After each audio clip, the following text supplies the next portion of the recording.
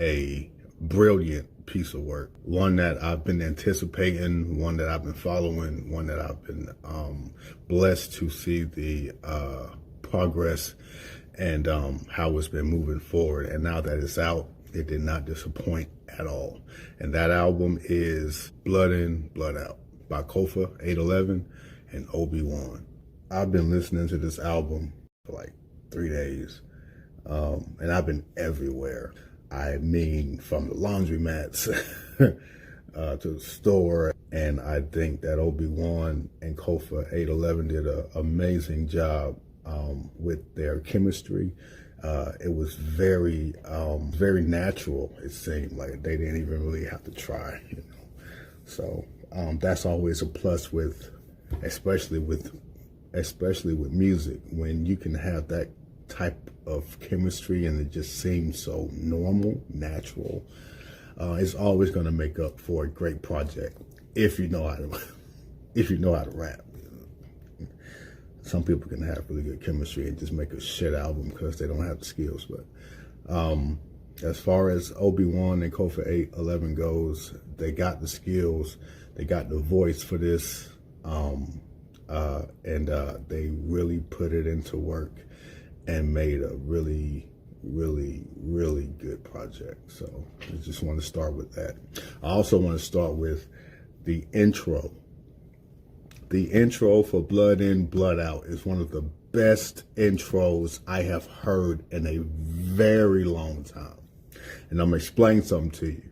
The intro for this album is about 5% rap and 95% talking, vibing, but not just talking out your ass, you know what I mean? Like really spitting some knowledge, like really trying to put some substance, some sustenance into the spirit and the soul of these YNs, or the youth period, man. Because what Kofa 811 was saying on that intro, a lot of the youth needs to hear. And I really hope they push this album. But it's a great way to start an album in any context. It's a great way to start it. It doesn't always have to be bump. You know, it's great if it is, but when you start an album like Kofa 811 started this album, it works. It was simple, but it was powerful, man. Like it really hit, and like it was true. It was very true, man. I love what he said, like on some real shit, man. So respect to you, Kofa. So I'm not gonna like go through each and every song, but I do want to put out that the first song after the intro, Do or Die, is phenomenal work. The caliber of skill on that track by both Obi-Wan and Kofa 811 is top tier. Like they really brought it to you to start off this project. They just really just slapped the hell out of that beat. Like they just took that beat by the collar and just smacked that mother back, you know, backhanded it. But unfortunately, it did leave a bad taste in my mouth. Do or Die. It did leave a bad taste in my mouth. And that bad taste was, see, I hate it really when someone uses God to make a nice bar. They try to, or they actually succeed, because both of them bars was tight. But I don't want them to be tight because they're tight at God's expense. And I just don't play that. I don't like that. I think if you're not a Christian, if you don't believe in God, if you're not a spiritual person, all right. But as an artist, period, you have to know your listener, and you got to be really careful about what you're saying. And if you really don't give a shit, then fine, you know.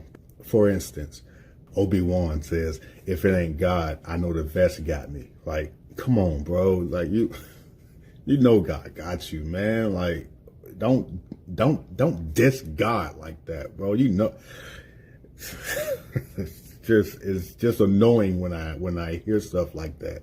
Cause I'm big on lyrics. Use somebody else for that, man. Don't use God for it, bro. Like, you know God got you. God got us. God, he's the creator. Come on, man. It's like a vest too. A vest. If God ain't got me, I know the vest do, bro. That I don't even want to be as blunt as I want to be, because Obi-Wan is my homie. But bro, do you know how freaking many people done died wearing a vest? Like straight freaking through it, man. Like you just never. I would bet on God before I betted on a vest. And if I felt like God was mad or angry with me, I would still bet on God before I betted on the vest. Like, bro, like, I heard that, man. Come on. I'm freaking bobbing my head crazy, like, yeah, bro, yeah. And then he hit that bar, and I'm just like, seriously, bro? For real? And then Kofa comes right behind him on verse 2 and freaking gives his little spiel on God. This dude's like, God can't help pray to 21 Buddhists. And as crazy as that bar is, and it is crazy, no, man, no, bro, no. Chill out, man. Just stop it. Nevertheless, the song itself, fucking crazy. I love Do or Die. But y'all need to chill on that using God to make a good bar, man. Y'all, come on, bro. Just, come on, man. And one thing I really hate about the underground scene is that when it comes to good music, no one seems to really care. It's like a lot of people, especially the ones that can put us in a good spot, in a good place, that can really help us grow, they are looking for mainstream artistry in the underground world. And it's just like, why are you even here? Like, guys like Obi-Wan and Kofa 811, extremely talented cats, man, extremely talented. And they came together and just did this phenomenal album, like start to finish. I would put this album up there with like crazy first albums like Get Rich or Die Trying, that just like 50 put out and bam, like took the world over. This album, I wouldn't skip a song. Like, seriously, I wouldn't skip a song. Like, I can go on a long trip and I play this whole thing like twice. And it's like these guys are out here. They're like, they exist. They're here. Yet no one's checking for them. No one's trying to find these guys. It's like they should have a lot more exposure than they got. These two guys got crazy talent. And all you got to do is look. I mean, people say that they dig and dig and dig and they found this diamond. You don't find no diamonds in the rough. I'm going to tell you diamonds in the rough. Guys like Obi-Wan, guys like Kofa, guys like Elu the MC, guys like Jumpin' Joe the Rapper, guys like C-Mac, guys like Teshuva, guys like Godson the Pharaoh, guys like Letter. Crazy, crazy talent. And nobody's checking for them. It's like you guys keep on picking up these bums because they look like everybody else on the mainstream rosters.